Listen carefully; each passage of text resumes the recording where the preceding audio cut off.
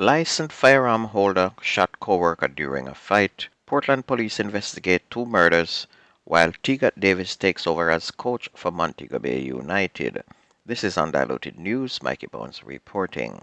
A U.S. judge on Tuesday declined a request to temporarily block Elon Musk and his Department of Government Efficiency DOGE from firing federal employees and accessing agency data, giving a victory for President Donald Trump in his bid to shrink the government workforce. 14 Democratic-ruled states had filed suit last week contesting Musk's legal authority, but District Judge Tanya Chutkan denied their emergency request to pause his actions.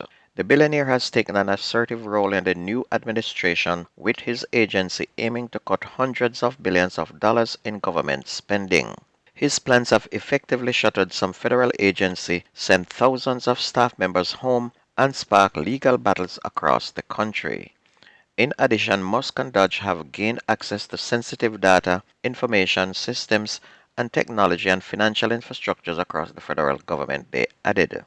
The 14 states have sought to block Dodge from accessing the data system of the Office of Personnel Management and the Departments of Education, Labor, Health and Human Services, Energy, Transportation, and Commerce, and from terminating any of their employees, but the judge ruled in his favor.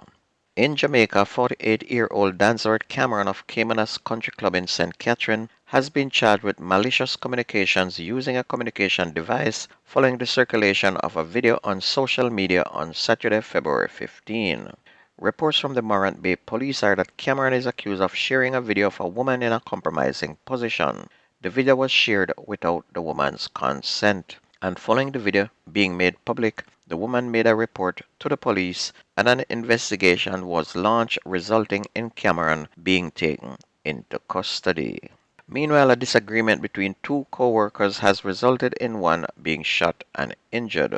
The injured man, a 24-year-old forklift operator contracted to DECS Management and Logistics Services Limited, was wounded by his 57-year-old co-worker, who is a licensed firearm holder, who is contracted by DECS to drive staff home. And it is said at about 11:10 p.m. on Monday, the driver was dropping off workers at their homes and simultaneously picking up others to take to the workplace. Police report that the forklift driver was to get off the bus in Portmore in St. Catherine, but he fell asleep. He eventually woke up when the driver reached Spanish Town. Upon realizing the driver was not turning back, an argument developed along the Mandela Highway. And on reaching 6 Mile Bridge, the police report that a black object was used to hit the driver in his chest.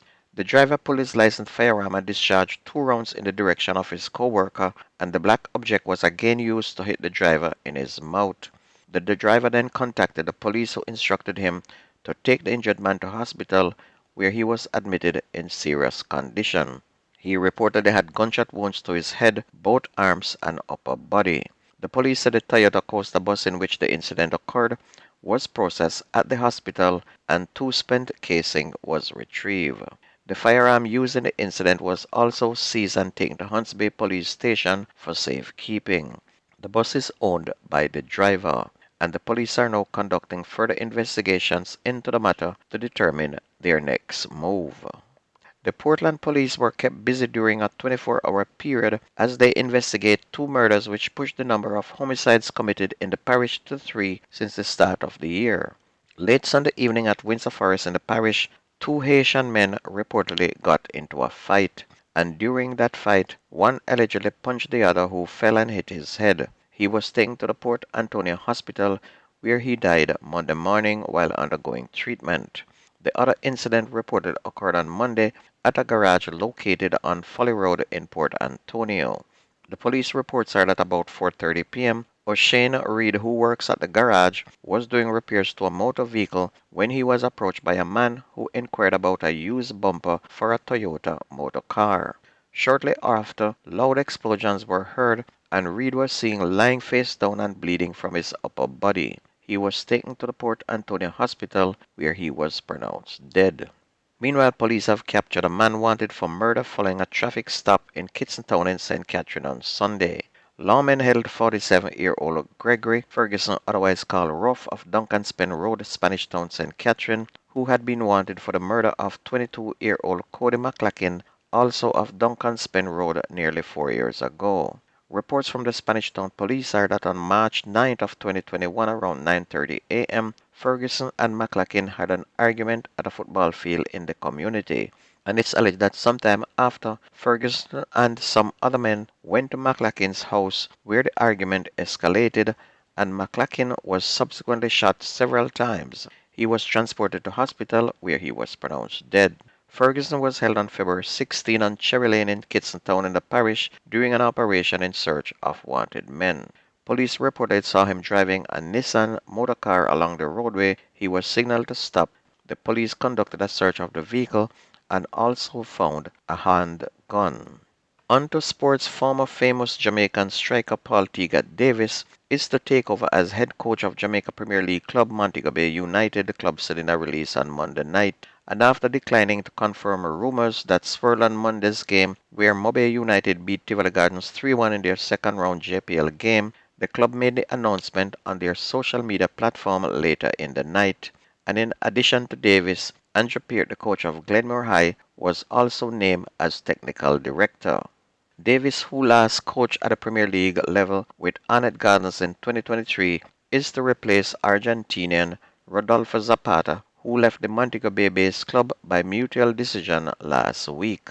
Davis represented Seba United in his playing days and led them as coach back to the Premier League in the 2009 to 2010 season before the name was changed to Montego Bay United by then owner Orville Powell, and he will inherit a team sitting third in the Premier League on 48 points and appear well set to qualify for the playoffs. Teagat is among one of the greatest strikers Jamaica has ever had. And in Tier 2 football, Falmouth United took over the lead in Zone B of the Jamaica Football Federation Championship on Saturday after beating St. Bess United 1-0 in the second game of a doubleheader at the Lacovia Community Center in St. Elizabeth. Falmouth United joined former leaders Reno FC on 10 points but are ahead because they have scored more goals. Meanwhile, the Westmoreland-based Reno Perfect winning start ended after they were held goalless by visitors Treasure Beach at Landilo Sports Complex. Meanwhile, Duncans United move up to third place in the group on 7 points after their 2-0 win over Mount Pleasant FA Juniors at Drax Hall.